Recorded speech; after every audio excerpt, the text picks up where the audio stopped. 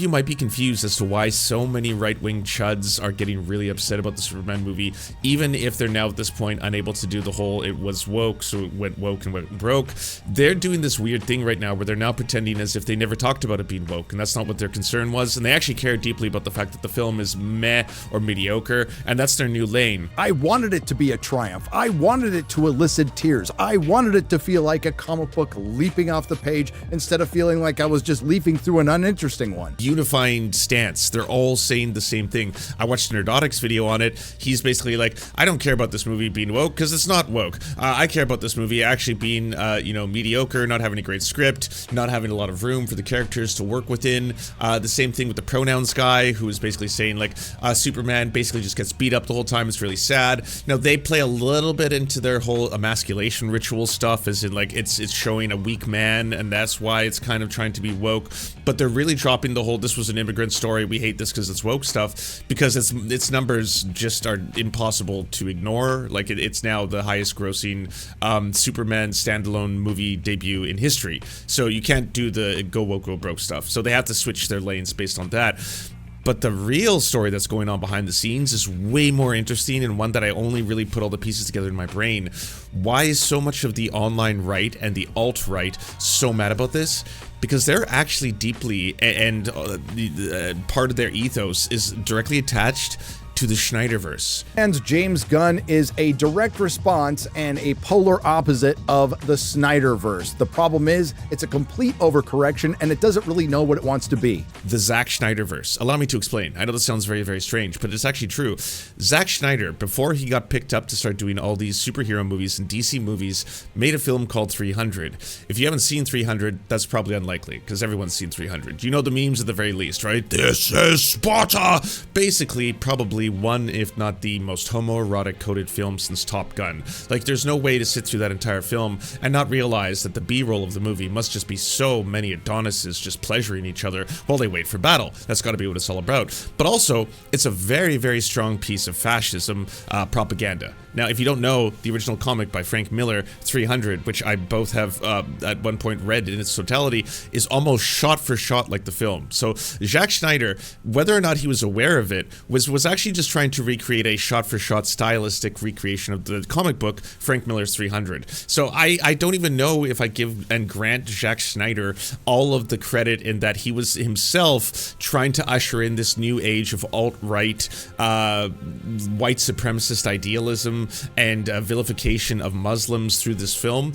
I don't know if he was trying to do that. I just don't think he's that deep. I think he kind of is really good at visual action. Like, that's what Zack Snyder excels at. And he actually revolutionized, for better or for worse, fight sequences with that movie in the slow down and for no, it slows down. No, it's faster. Like, back then, movies didn't do that. Like, we hadn't seen that version of special effects being utilized in such a very distinct way that it actually really made the comic book feeling come to life, because you would do that kind of stuff in your brain. And that's why a lot of, like, say, like manga and other stuff really visualize motion and attacks and people running at you, so you can actually get that feeling really, whoa, it's jumping out of the page, you can feel the action. He did that in a movie.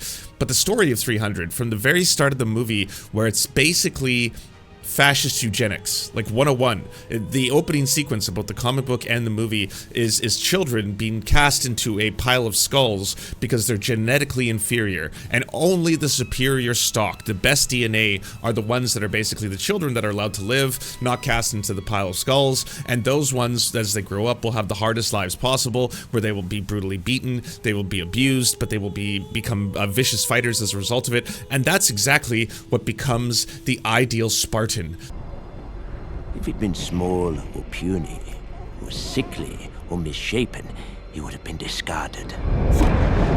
This is how Spartans, which again are just exemplified as these Adonises of like, you know, the Greek gods come to life, right? White men, but the pure Aryan stock of mighty 8-packs, 12-packs, fucking 24-packs, more packs than you thought people could pack. All these mighty, strong, glistening men versus these how would they describe, like, mythical and twisted barbarians, the Muslim horde that arrives, and look, they have orgies, and there's non-binary people in the tents, and look how grotesque they are, and the people who were not even cast aside during the eugenics of the opening sequence grow up to become these deformed ghouls who then try to, like, you know, betray Leonidas and all these other characters and all this kind of stuff.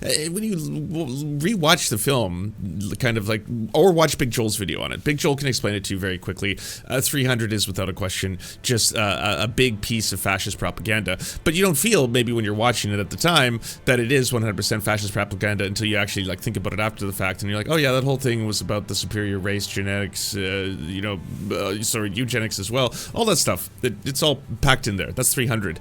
And so Zack Snyder does that, and then he gets tapped shortly afterwards to start making Man of Steel. Man of Steel is this more grounded superhero film that kind of tries to absorb all the goodwill that Christopher Nolan made with the Dark Knight and the Batman trilogy, which was more grounded in reality, right? It was less about superpowers, mythic powers, stuff like that. It was more just like, what if, the Batman and all the supervillains in the Batman universe, which some of them you just can't ignore that there's magic involved, right? Ra's al Ghul, for example. But anyways, what if they were grounded in reality?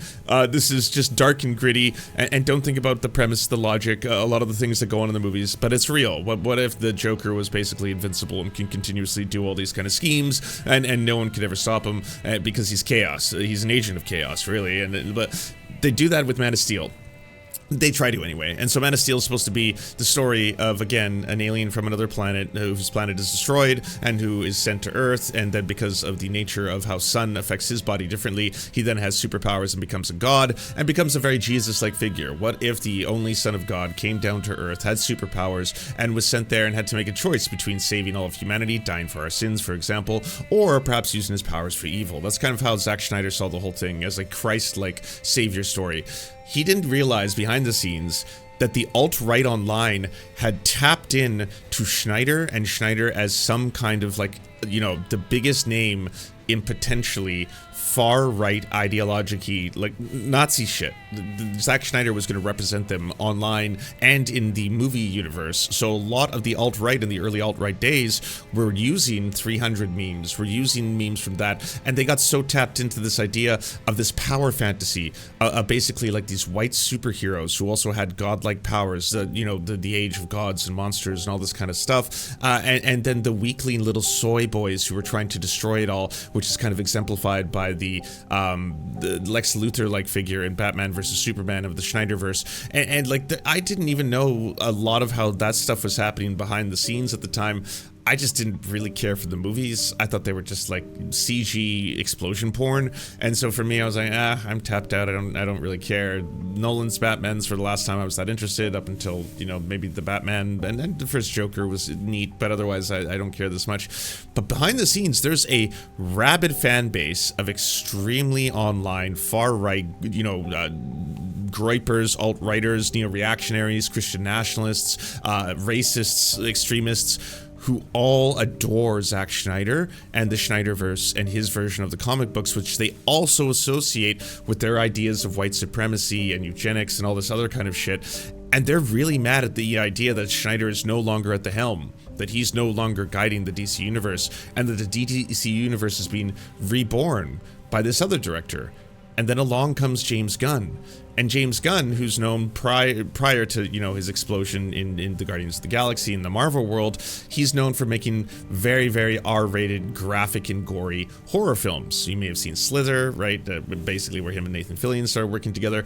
And so he evolves from that into making some of the most beloved Marvel movies and actually exploring themes frequently of the idea of masculinity, toxic masculinity, fatherhood. I'm sorry I didn't do none of it right.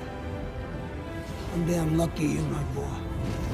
A lot of these ideas that are complex and things that, again, men in the modern age are also dealing with and battling and trying to understand what exactly is the idea of a good man in the new age, an age where men are finally acknowledging patriarchy and all the fucked up shit that the ideas of stereotypical gender roles, the roads that they've led us down have been horrifying, at times fascistic. This is kind of the ideas and themes that James Gunn plays with in the opposite direction of, say, the Frank Miller 300 kind of era of storytelling.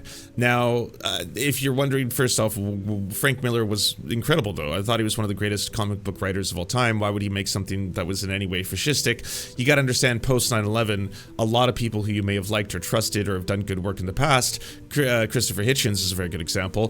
9/11 broke their brains, and it broke their brains so much they really saw the world in a binary between good and evil being Muslims and good being the Western Christian world. And even if they wanted to take the word Christian out of there and just said, well, this is about Western values versus people who hate freedom, that dynamic actually really took effect and affected, again, a lot of people, including Frank Miller, who ended up making a very racist, anti-Muslim, Islamophobic comic book that you can look up post 9/11, and it really kind of explains how this man and a lot of his beliefs, unfortunately, went down this very right wing. He self-identifies as a libertarian, but like at that point, a lot of it was built into the idea of male power fantasies and male dominance and male superiority and inferiority and dealing with that, but not in a positive way, in a kind of strength might makes right way, whereas James Gunn is the opposite of that. James Gunn is the exploration of about the potential in endless and infinite beauty of the male experience being beyond that which we originally thought it to be, simply one of dominance or violence or conquering or stuff like that. And what if it could be more in tune to empathy, to the human experience, to love itself, to emotion, to vulnerability. All that kind of stuff is the themes that James Gunn explores in the opposite. So you have two very different interpretations of the world of comics going on. And so the Snyderverse is now done, and along comes James Gunn to take the entire thing over now. And what are some of the things that people have noticed right away? Color. And by which I mean literal colors, by which it's not this dark and drab and depressing world anymore where they've just sapped all of the fucking spectrum of light out of the films, and now you have these bright and beautiful comic book movies that have sunlight and blue and baby blue and hues, and just the palette alone is a lot of a different change. It's no longer this depressing, well, the future is about death, destruction, and killing one another. It's about hope and possibility, and that's just the very first thing you notice maybe about the colors in the trailer alone. But once you actually watch the movie and get into the film, all of a sudden you're like, whoa, we're headed in a totally different direction here. This is no longer the Snyderverse about, the conquering and worlds and boxes and quads and dimension, all that kind of shit. No, that this is literally about inspiring hope in the modern age where the monsters have won. We live in a world of supervillains, and the supervillains are running the show, and they have complete and total power, and they're way more horrifying than we could ever possibly have imagined in our worst nightmares, right? Everything from our worst fantasies, but these billionaire, pedophile, disgusting-ass Nazis are the ones running the world now, and having all the power, and just literally they become so powerful that they don't even have to hide it anymore. They don't have to become, secondary characters or have masks or have alternative personas. Outwardly in the open, they just flaunt their racism, their misogyny, their homophobia, their transphobia. They are Nazis. They are proud Nazis, and they run the world. And so what can really be done? Everything that you could possibly do to fight back in whatever capacity you have. Well, what if you were a director of a movie, and in the production and post-production phase, you started making a lot of decisions, which you can make during those parts of the production of a film. You can change a lot of stuff along the way. In fact, you can even do complete reshoots of the movie itself. But what if you started hyper-focusing on contemporary modern-day politics to show people that even from something as mainstream as a superhero movie, this dynamic should really be evident and obvious to anyone who wants to connect one or two dots, let alone fucking 20, that this is actually going to be distinctly calling out, say, modern-day fascism. The fascism of the United States, the fascism of Israel, the pact between those two nations, and how a lot of the other countries within the Western sphere of dominance, including Canada, the UK, and France, for example, are materially supporting Israel as it commits vile and horrifying atrocities. And if you want to make those kind of dots and connections, that's up to you, but the plausible deniability is still going to be there, and so be it if the world is going to suddenly take that message and run with it and be inspired by it. But in the meantime, that's effectively why there's this huge pushback now that you might think it's silly. Because it does, on the surface, like, until you think about all these little pieces, what the fuck is the Snyderverse? Why is Zack Snyder associated with the alt-right in terms of the alt-right adoring him? When Snyder himself, by the way, I just want to be completely here, has completely disavowed that subset of his fan base. In fact, he had to go as far as going on Geeks and Gamers, the show, and being like, I'm not going to be working with you. I do not support what you believe. Quick thing before we get started, I know that on our donation page, we still have the Geeks and Gamers logo. I just want to say that I really, we talked about this, and, you know, we're really not affiliated with Geeks and Gamers as far as I'm concerned. And I really just want to make that clear. And I also want to just say, you know, in light of recent events, I think we really, you know, if Justice League teaches us anything, it's about coming together, and there's no room for hate. And I just think that it's important. It's an important message. And of course, it's, you know, as the father of Asian children, it really hits close to home. And so I want nothing to do with you, goodbye kind of shit. So he has completely disavowed those weird ass reactionaries that tapped into him and chose him as a savior. But if you're wondering how this all plays out, that's the greater picture. That's why a large section of the internet is so angry at this, and even if they're willing to turn off their brains and be like, oh, it's not woke, don't worry, there's nothing political about the new Superman movie at all. And then you're like, yeah, I mean, I don't know how you did that. That's a neat trick. I couldn't just, I don't know, sit through that film and not see a single thing that was taking place at any point and be like, that seems like an overt political